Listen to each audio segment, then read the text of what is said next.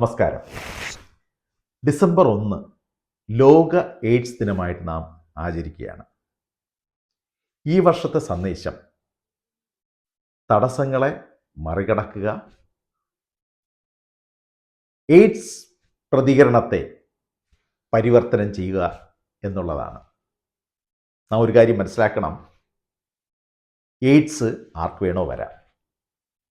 സാധാരണഗതിയിൽ ലൈംഗിക ബന്ധം അസുഖമുള്ള വ്യക്തികളുമായിട്ടുണ്ടാകുകയാണെങ്കിലോ, അമ്മയ്ക്ക് HIV രോഗം വന്നിട്ട് കുഞ്ഞിന് HIV രോഗം കിട്ടുന്നത് വഴിയോ, രക്തം അസുഖമുള്ള വ്യക്തി അസുഖമില്ലാത്ത വ്യക്തിക്ക് രക്തദാനം ചെയ്യുന്നത് വഴിയോ മാത്രമാണ്.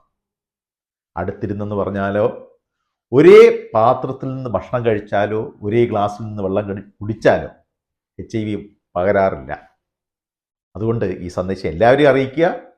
നന്ദി.